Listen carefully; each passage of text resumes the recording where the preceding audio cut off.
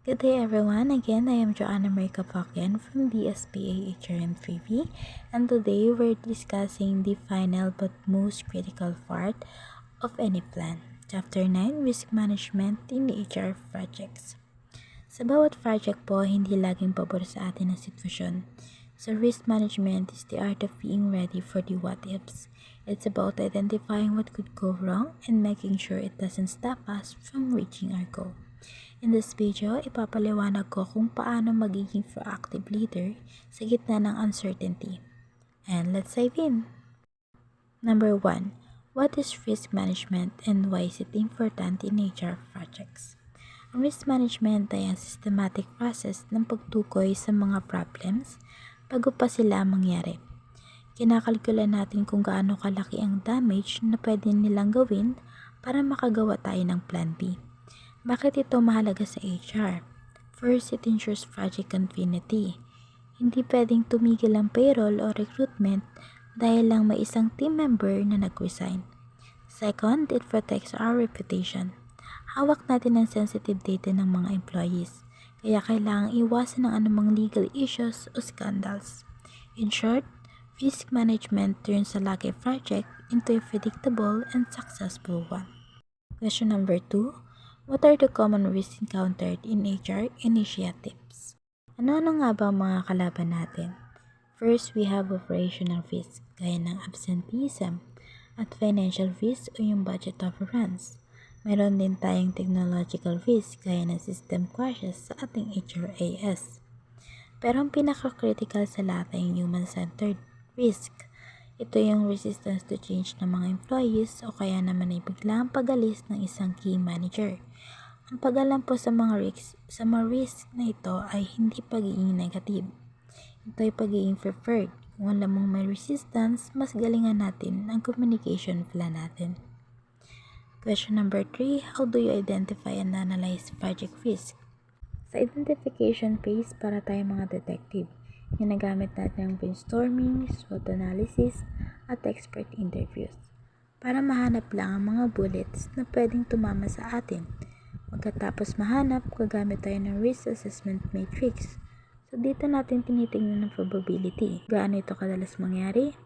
Pagkatapos mahanap, gagamit tayo ng risk assessment matrix. Dito natin tinitingnan ang probability.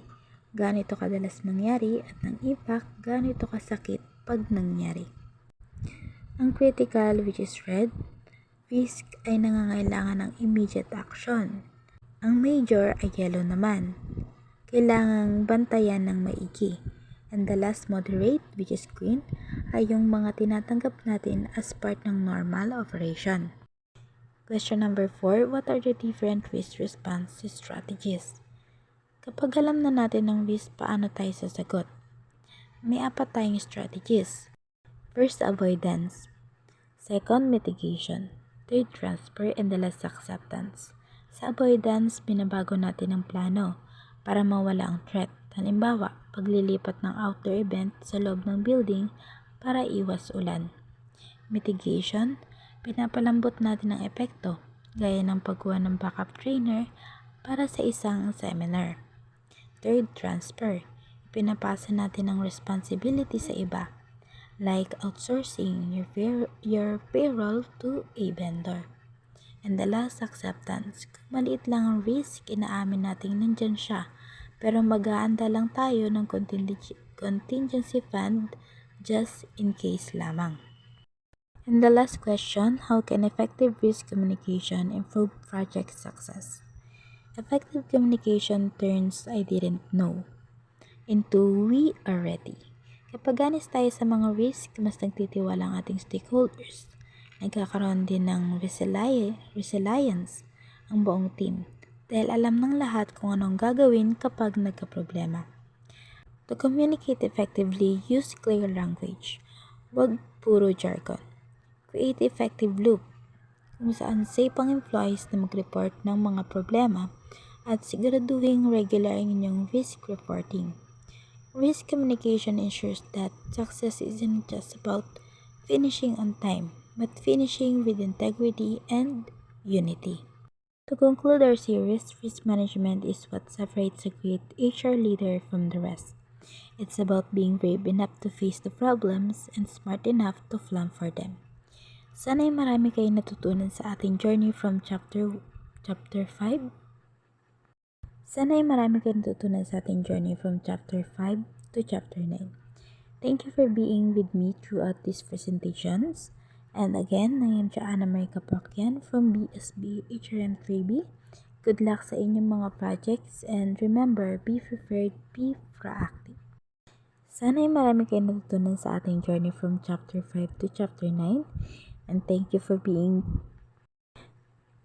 To conclude our series, risk management is what separates a great HR leader from the rest. It's about being brave enough to face the problems and smart enough to plan for them. Sana'y marami kayong natutunan sa ating journey from chapter 5 to chapter 9.